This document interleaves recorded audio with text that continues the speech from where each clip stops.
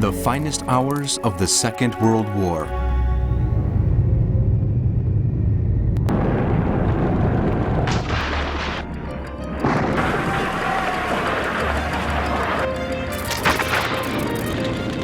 The Battle of Britain.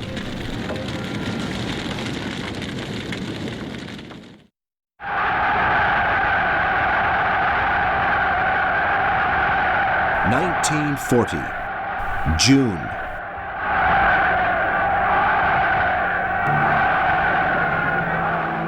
Hitler still thinks that subduing England is a high-risk challenge. On the other hand, he trusts Spain and Italy will help him take over Gibraltar.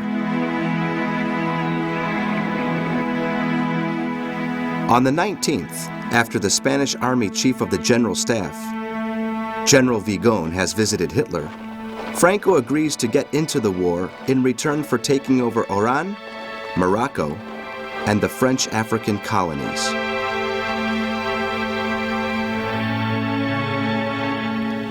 Hitler reckons that the Spanish army will not add a great deal to his European struggle and sends Admiral Canaris to Spain to gather information in order for the Wehrmacht General Staff to arrange the plans for an invasion of Gibraltar. However, through the press, he declares his will to reach a peace agreement with England. There is no sense in continuing to fight, he says. Things happening. But Churchill's will and democratic spirit are bent to war. Europe cannot be in the hands of a tyrant. Our freedom and the freedom of the people under Nazi terror must be preserved until the last drop of blood, he says in Parliament. We shall defend our island, whatever the cost may be. We shall fight on beaches, landing grounds, in fields, in streets, and on the hills. We shall never surrender.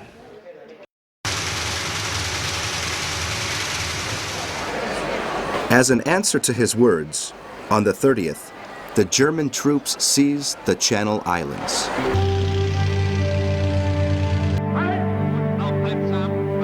The same day, the Wehrmacht Chief of Staff, Alfred Jodl, tells Hitler that from his point of view, landing on English soil must be regarded as a last-minute expedient. It is to be launched only if Great Britain has been militarily and economically deeply weakened. The British by no means feel beaten. On the contrary, the most essential weapons to preserve the island, the Royal Navy and the Air Force, are ready to fight.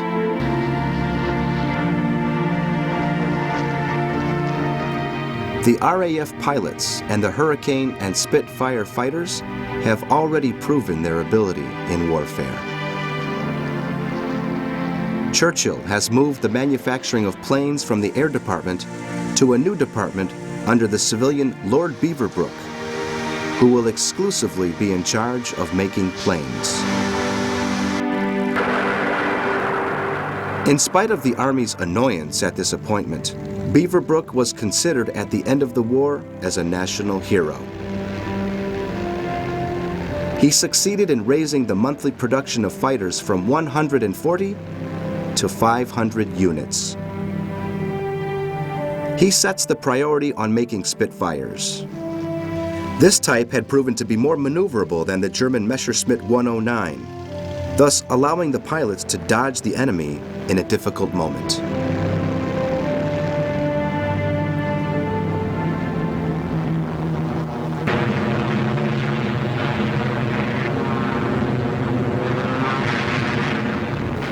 July.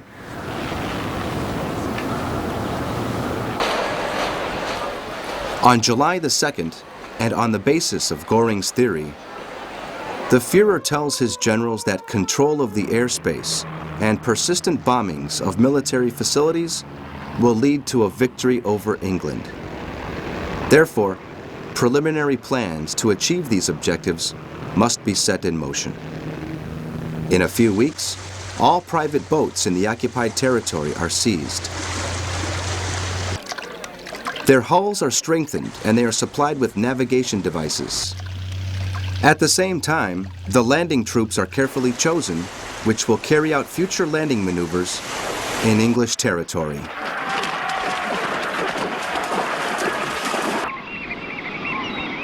On the 4th, German Stuka sink several freight ships sailing for Portland, finding no resistance from the RAF planes. These had received orders to withdraw from the channel and move along with their airfields to northern England.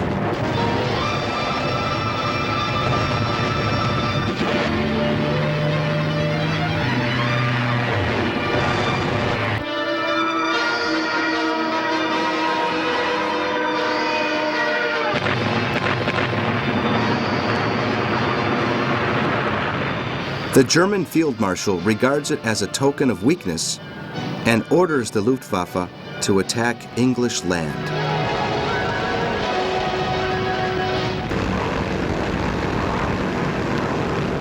On the 10th, Colonel Fink and his Group No. 2 planes take off from Arras, aiming to make a raid on British land.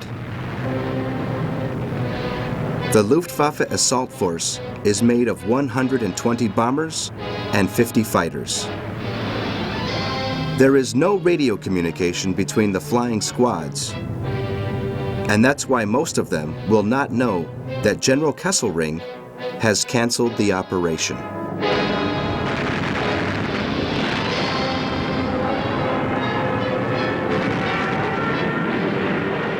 Fink and his group have started on their own what Churchill refers to as the Battle of England. They raid the freight ships off the Channel coasts, the shipyards, the southern towns, and East Church Airport.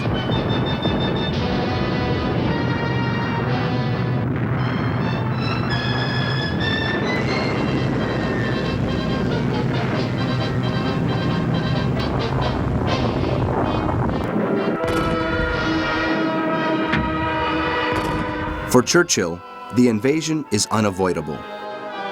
On the 14th, in the French National Day of Celebration, he reminisces with General de Gaulle over his last visit to the beautiful Champs-Élysées in Paris. Now, circumstances have driven him to decree the compulsory enlisting to ask the British to get ready for the worst.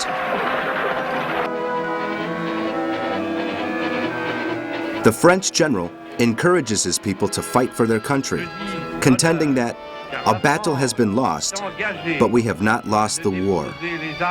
France is not a defeated country. This strained situation is raising controversies in the British government. The Prime Minister blames Nazi tyranny for the European hardships, but a group of aristocrats, including the Duke of Windsor, is secretly trying to reach an agreement with the Germans to end the war. It's a vain attempt.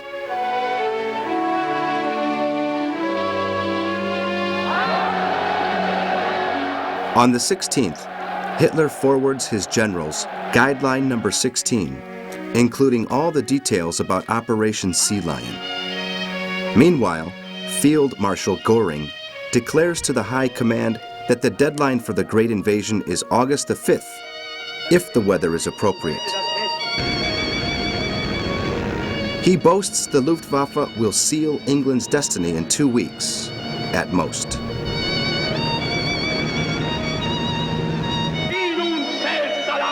From Berlin, the Führer repeats his peace offerings, warning Churchill that should he refuse, England will be destroyed.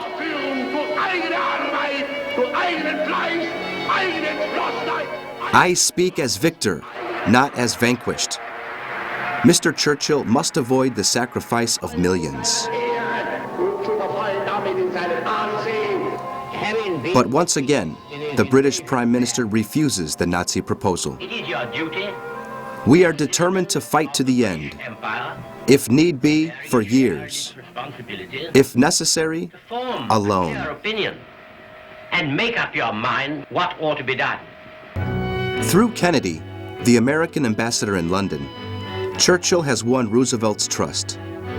Now he believes in British victory.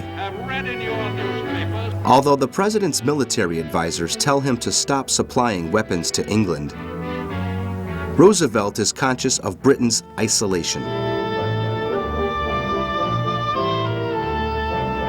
He admires Churchill's boldness for having decided to sink a part of the French fleet in Mer el-Kabir on July the 3rd.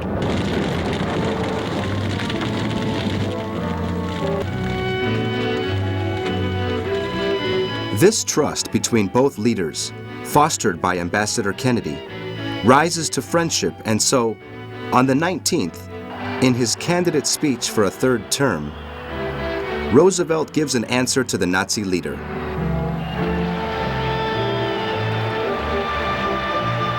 We are enemies of the Axis dictatorships, and they are only stopped by resistance, not with agreements leading to surrender.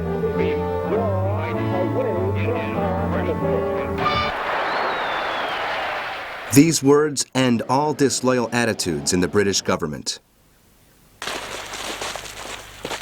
Everyone devising how to make terms with Hitler changed their mind.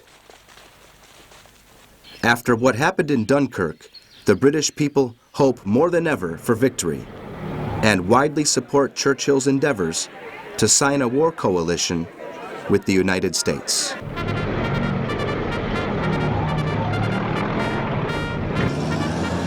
Yet, Hitler regards Roosevelt's warning as a token of his intentions to make war.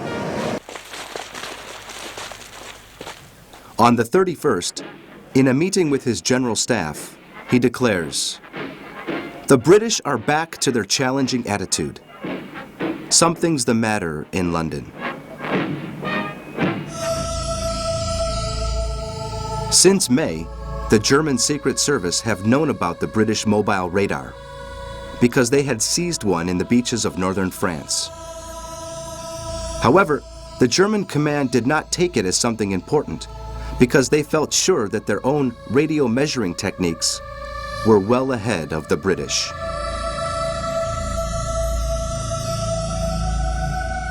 This Nazi disparagement of the British communication systems was to be written down in history as one of the greatest blunders of the war. The German pilots never knew why the sky over them was full of Spitfires when they were reaching the coasts of England.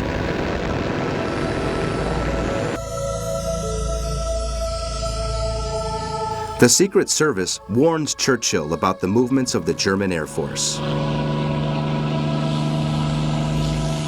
More than 1,500 bombers and 1,000 fighters are being moved to airfields located in the northern area of occupied Europe. There, Goering's forces are ready and planning their onslaught of England. The British leader watches the German movements closely, knowing well the Luftwaffe's capacity to destroy. He has seen it razing to the ground all of Western Europe. He sets absolute priority to making of new crafts and orders the enlistment in the army of thousands of Polish, Czech, anti-Nazi Germans, French, Dutch, Norwegian, and Belgian refugees eager to fight.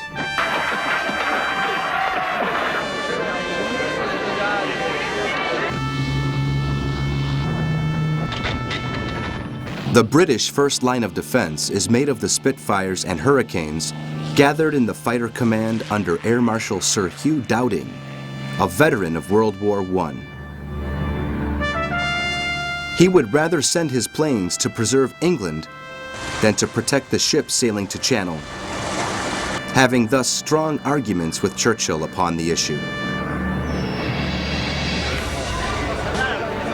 Apart from the British pilots, he can count on Polish, Czech, and American pilots, well trained in combat and enlisted in the RAF to fight against the Nazis.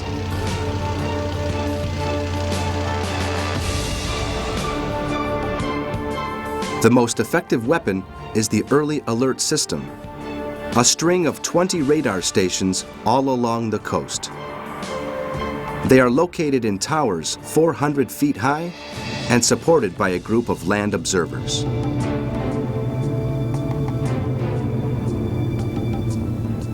These stations are in reciprocal contact and moreover are connected to the Air Command headquarters. This allows spotting the invading planes and makes it easier for the British fighters to quickly swap sectors in their search for the enemy's main body of planes.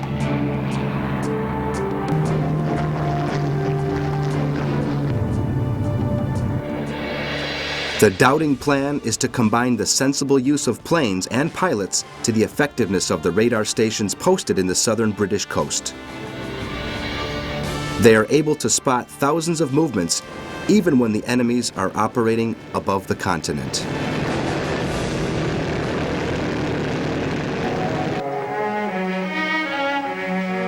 At the end of July, discord and distension are still evident in the German High Command. Admiral Schneuwind, Chief of the Navy's General Staff, defies General Halder, Chief of the Army's General Staff, telling Hitler his lack of confidence in Operation Sea Lion. He thinks it's a makeshift and poorly thought plan in its current draft because a hard response from the Royal Navy would make all landings impossible on the forecasted dates.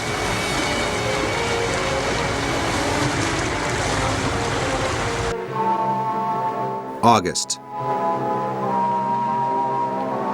On August the 1st, as an answer to the dissensions among the Army officers, Hitler issues his guideline number 17, in which he launches the air warfare against the British with the plan codenamed Aldertag, or Day of the Eagle.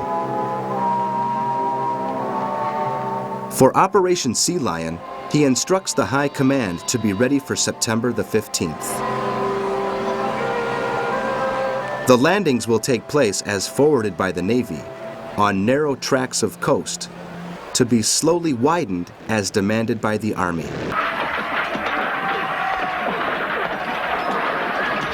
Occupation will be widespread between the 19th and the 26th of the month.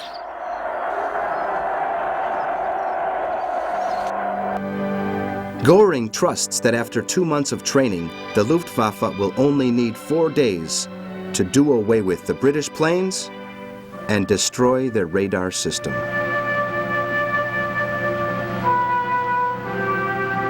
The striking force of the 3 Luftflotten is ready for the attack.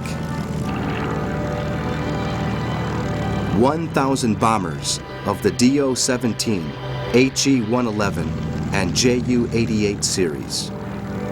320 Ju-87 Stukas, 700 Me-109 fighters, and 250 Me-110 fighters. With more than 2,000 aircraft, Göring feels certain enough to tell Hitler that Aldertag will be the ultimate proof in history of the airborne weapons' supremacy.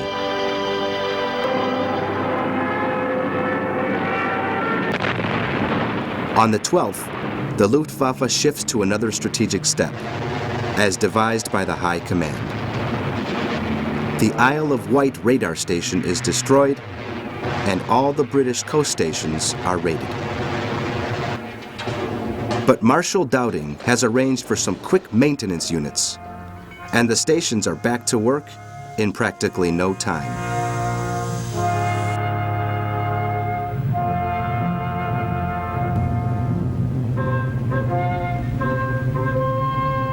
Waiting for good weather, and after several delays, in the early morning of the 13th, the Luftwaffe is ready to start the Day of the Eagle.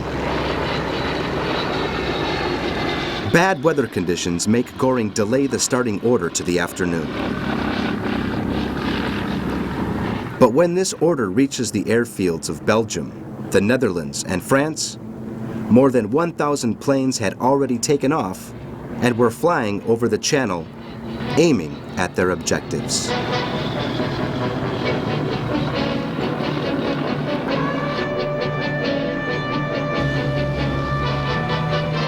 The German planes are stopped by several RAF fighter groups who dive on them in furious clashes. Many of them are shot down.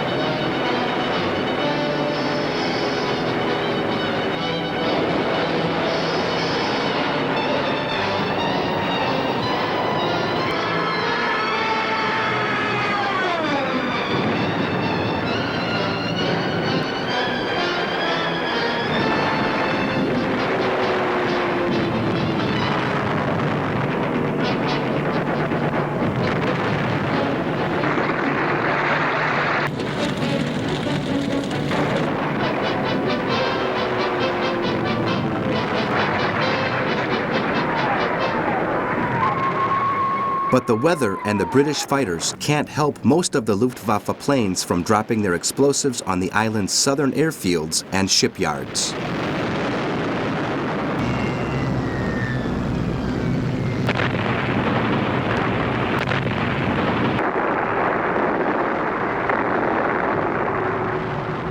In the evening, the weather conditions are still far from good, and the so carefully prepared Day of the Eagle draws to its end after just some raids over English land. This first day, the Germans have lost 45 planes, with 13 for the British. But the German Air Force has destroyed 5 English airfields.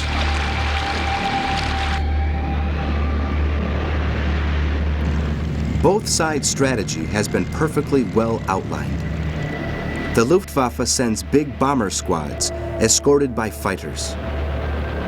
The RAF tries to stop them, relying on its pilots' ability and specifically on the handling qualities of the Spitfires.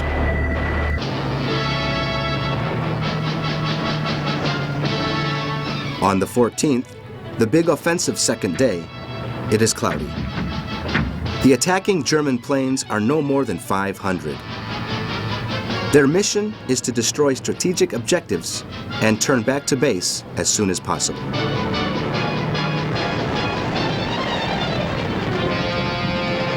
The RAF pilots keep proving their skill and shoot down 75 German planes for 34 losses.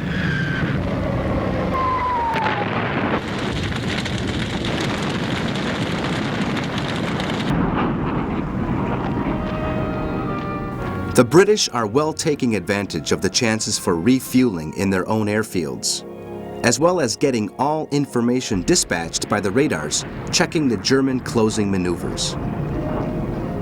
The Germans come from distant northern European bases with just enough fuel to attack and turn back. Their short range is a crucial issue. Many of them fall on English land or in the sea.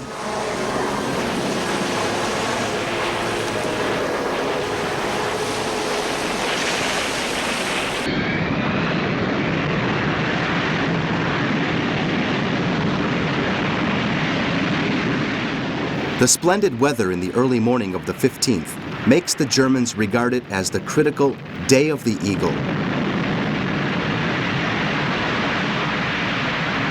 Göring orders the Luftflotte No. 5, posted in Norway and Denmark, to join in the assault. A total amount of 900 fighters and 1,300 bombers rush onto Great Britain from the north and from the south. The day and night operations, carried out by ME-110, HE-111, and Ju-88 over the harbors and the British plane manufacturing industries, meet with the effective defenses of the radar station Strings and the British fighters, launching swift attacks against the Germans.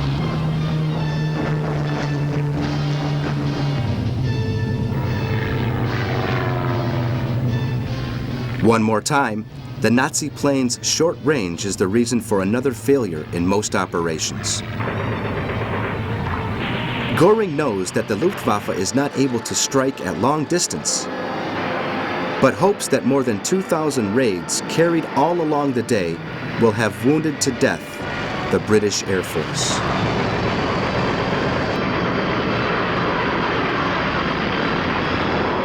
His pilots tell him that the English fighters could hardly resist the assault waves.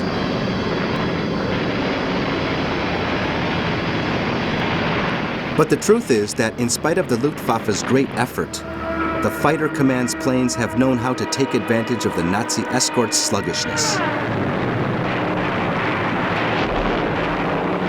Escort planes fly next to the bombers at low speed, making for excellent conditions for the English attacks.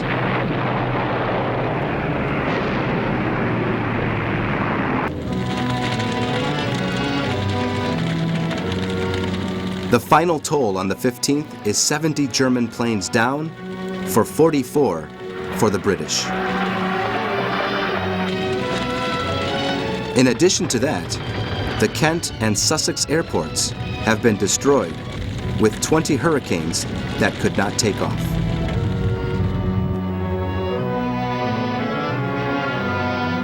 Göring decides to change his strategy. He increases the amount of escort fighters in order to make some of them carry assault assignments while the others protect the bombers.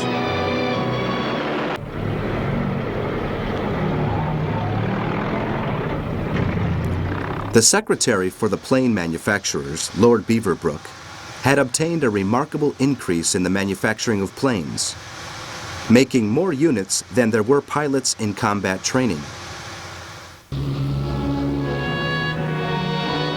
But even if the British shoot down more German planes than what they lose, they are conscious of being outnumbered, so the loss of a plane or the death of a pilot is an important setback for their defense plans.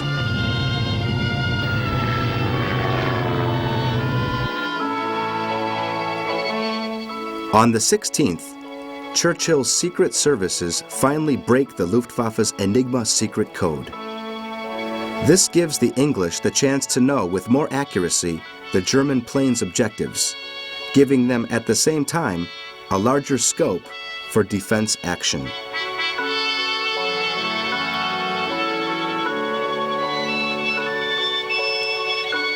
Göring knows that the German strikes are improving their effectiveness and considers not giving the RAF any respite in order to destroy it.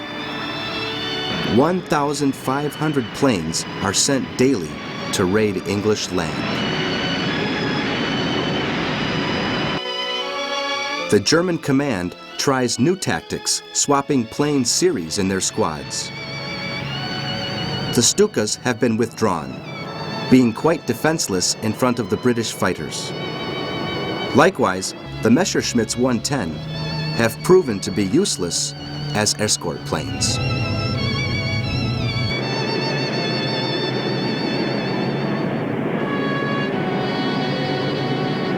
On the 18th, the Nazis strike the Biggin Hill airfield with the new Do-17 aircraft flying at low level. The British defenders and pilots cannot withstand these assaults, on the other hand, virtually involving suicide for many German pilots.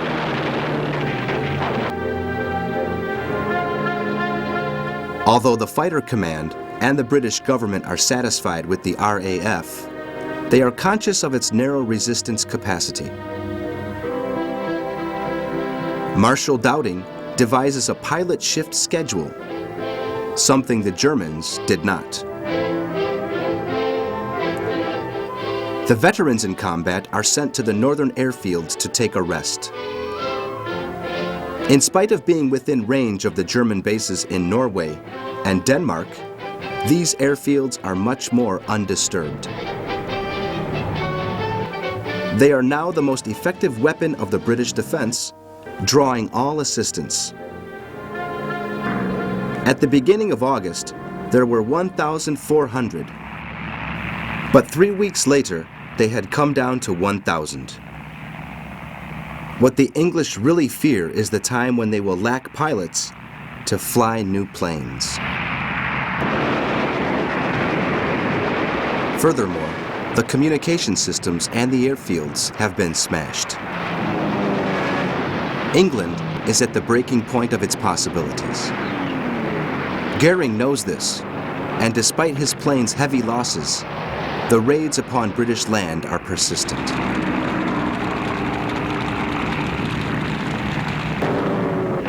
"200 German planes keep on destroying the English airfields and fuel reservoirs in the southeast.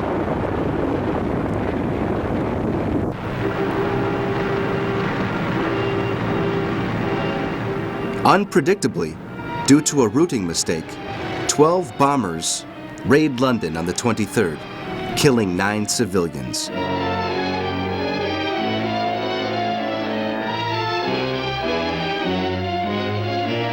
As a response, and on Churchill's orders, on the 25th, 80 RAF bombers strike the weapons factories north of Berlin and the downtown city itself.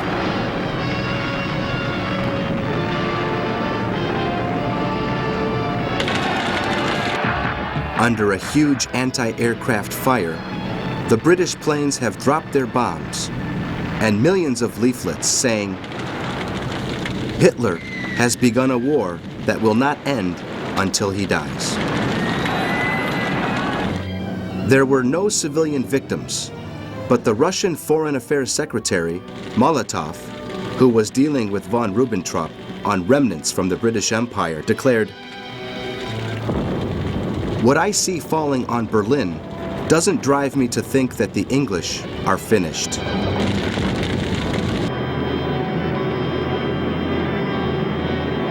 On the 26th, the Germans desperately send their planes against England, but they are stopped particularly by the Bristol Beaufighters, carrying radar on board. Because of that, a great number of Nazi planes are shot down.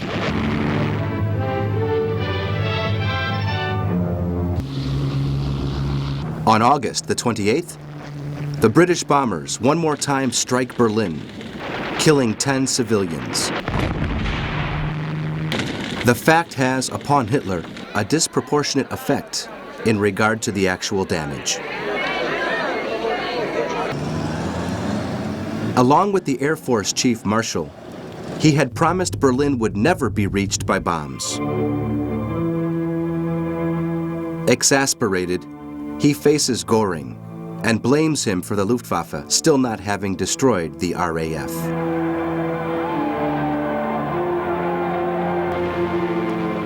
He calls for an immediate meeting of the General Staff. After concluding that the English planes would be easier to shoot if they were gathered for protecting London, he orders the Blitz offenses to aim at London.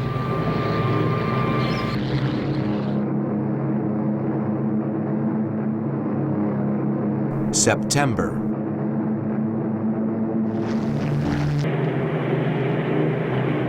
The Luftwaffe, following Hitler's guidelines, stops chasing the RAF and focuses on punishing London.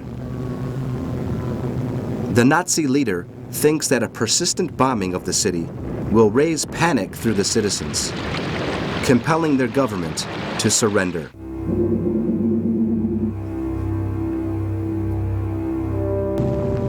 On the 7th, 300 bombers escorted by 600 fighters rush on to London. This rain of bombs yields 448 killed and huge damages. For 2 more days, the Germans dropped their bombs on the capital, finding no resistance.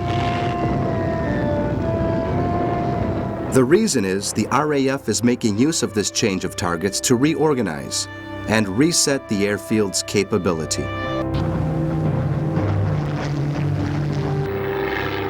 Then, the British fighters show up in great squads, attacking the German bombers.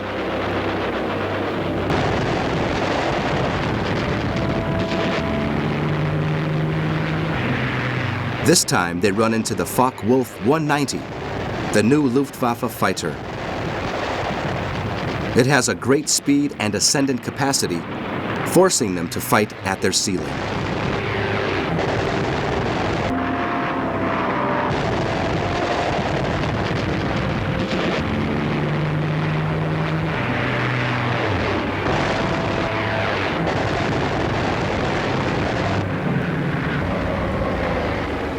At the same time, RAF planes flying in the opposite direction ruthlessly strike military objectives in Berlin, Dusseldorf, Essen, and other German cities.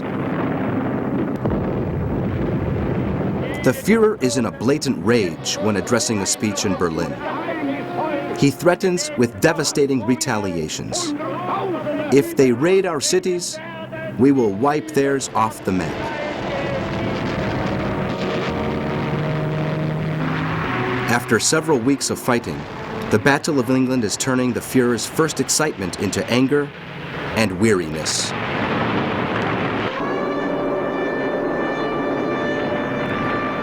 Due to the Luftwaffe heavy losses, Göring orders to perform only night raids.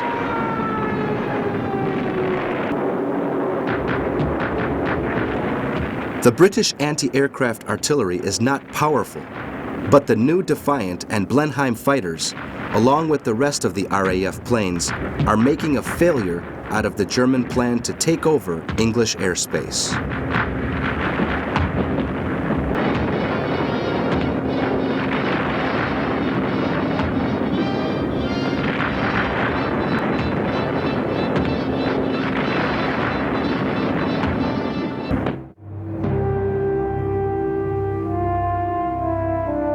Doubts about the invasion of England spread among German officers.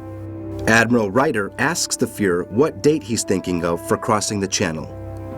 Hitler answers, "I'm afraid there is too great of a risk." However, the government and all the English are on the warpath.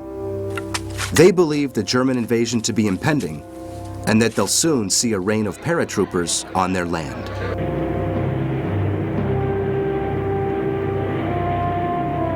On the 8th, the German planes are again raiding the power stations, the railroads, and the roads surrounding London. This time with inflammatory bombs.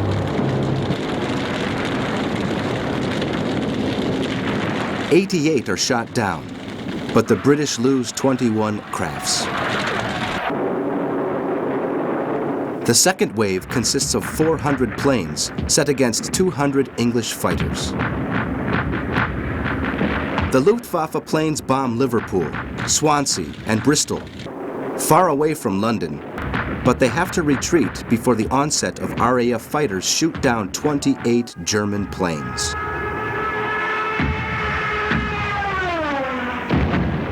Nevertheless, the Nazis have destroyed a good deal of the cities and killed more than 1,000 people.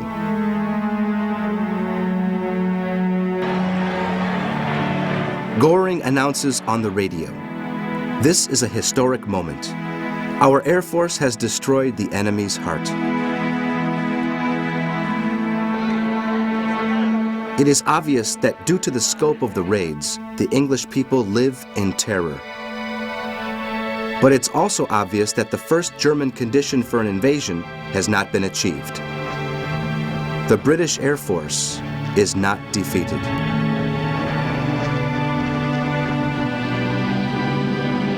On the 10th, Churchill orders British bombers to drop its explosives at random over the German cities.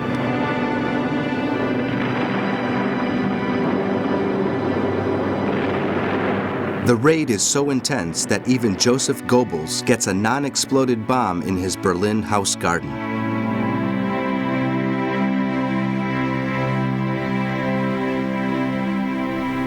Hitler finds inexplainable the fact that German air supremacy is failing to totally eradicate the RAF in the given time. He blames Göring's lack of foresight and makes him responsible for not having correctly assessed the British counterattacking capabilities. Under these critical remarks from the Führer and from the OKW officers, Göring marks Sunday the 15th for his final attack.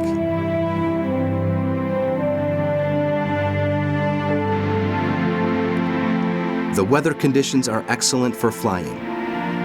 In the early morning, the British radar system picks up signals of German planes gathering in squads over the French coast.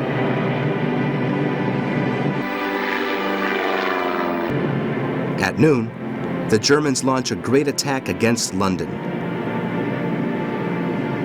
250 Spitfires and Hurricanes take off to the airspace, looking for German planes along the horizon.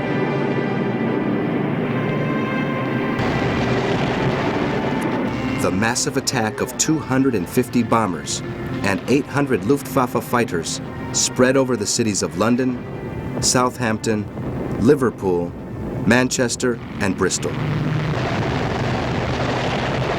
The British planes attack the enemy squads in furious clashes, out of which many planes on both sides are shot down.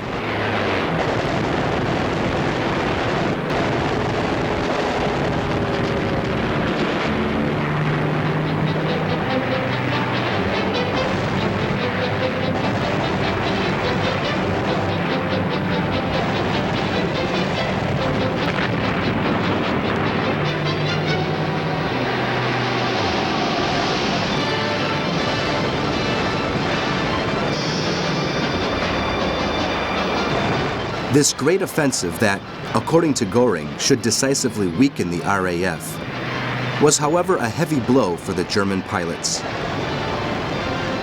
The Luftwaffe lost 56 planes and 23 to the British. Once again, the Germans have been beaten by the RAF pilots. All the country, Churchill announces in Parliament, many of them, Mr. Hitler is quickly losing the most essential part of his army. it may well be that the final... On September the 17th, the Führer says to his general staff, "Conquering France has meant 30,000 men for us. To cross the English Channel without any assurance as to success could mean many more. Now it's time for the Bolsheviks. Operation Sea Lion is canceled."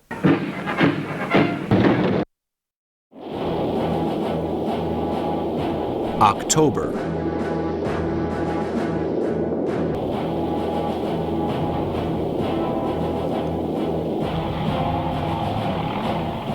In October, Hitler and Mussolini meet at the Brenner Pass.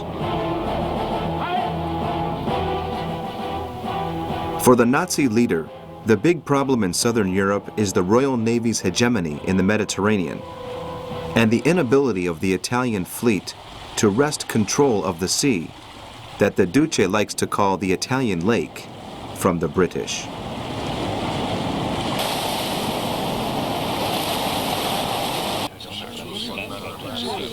In these circumstances, the Führer issues Directive Number 18. It is essential to take Gibraltar and utilize the Canary Islands, Madeira, and Morocco to expel the British for good from the Mediterranean.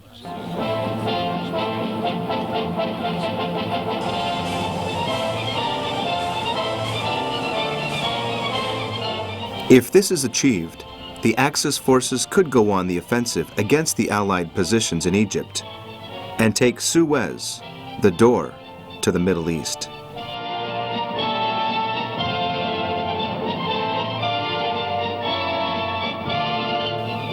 Churchill, meanwhile, decides to force the Italians out of Africa and communicates his intentions to General Archibald Wavell, Army Chief in the Middle East and North Africa.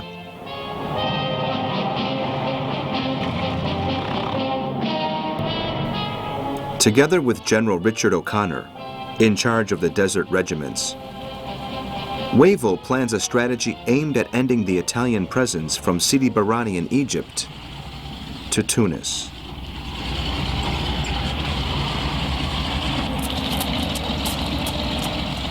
For the first time in the Second World War, the Allies take the initiative.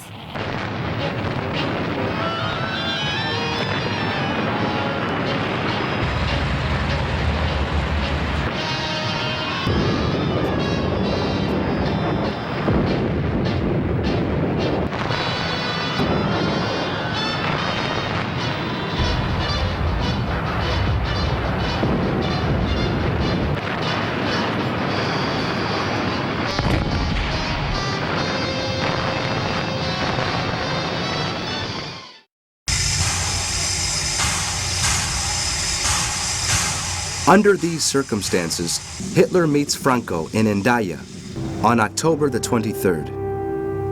He asks the Spanish dictator to help him seize Gibraltar and to oversee the Mediterranean. Franco insists on his ambitions concerning North Africa. More than that, he asks the German leader for military and economical assistance for Spain, devastated after the Civil War. After long rows of speeches on the part of both leaders and their secretaries, von Ribbentrop, Espinosa, and Serrano, the agreement between Hitler and Franco stays as follows. Hendaya, October the 23rd, 1940. The Italian, German, and Spanish governments agree on the following issues. Number 1. The talks between the Führer and the Spanish chief of the state and those with the Duce have made clear the position of the three countries concerning the war and general politics.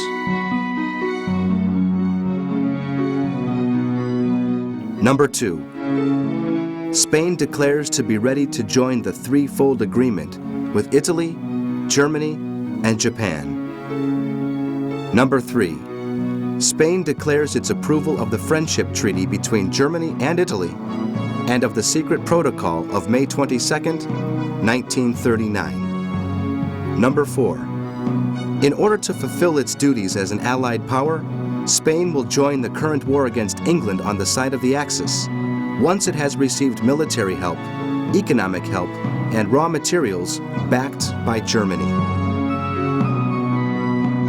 Number 5. In addition to Gibraltar, Spain will receive African territories to be settled after England's defeat. Number 6. The current protocol is strictly secret. Written in Italian, Spanish, and German. Hitler is satisfied after the Hendaya meeting. The secret agreement with Franco adds a new member to the Axis, and he is eager to go to war.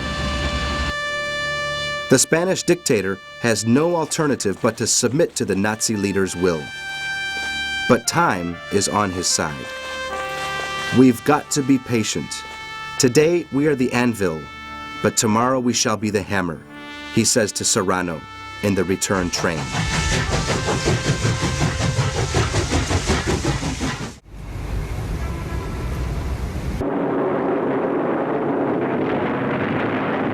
The Germans kept on raiding London, but at a slower pace. On November the 14th, Coventry was razed to the ground.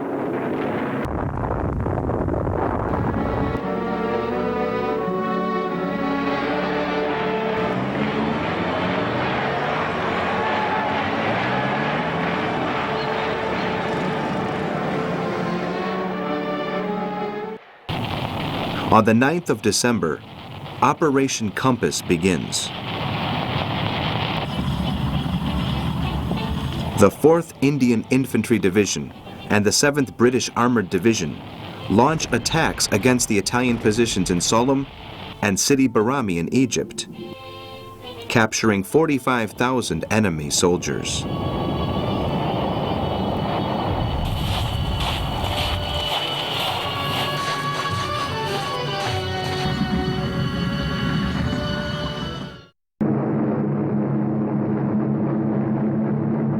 On the 29th, 8 historical churches of Rennes were brought down to debris.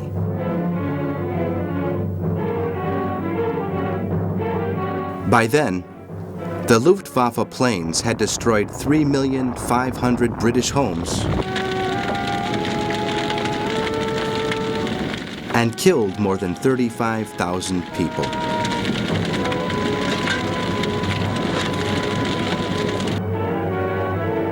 By the end of May 1941, German planes vanished from the English sky as quickly as they had come. Hitler has given up against the British bulwark. The Luftwaffe lost more than 2,300 planes. The RAF, only 500. And the Nazi fleet have broken. Let us run up from the... The courage and skill of the RAF pilots is displayed in Winston Churchill's words. Never in the field of human conflict was so much owed by so many to so few. In the field of human conflicts, never so much was owed to so few.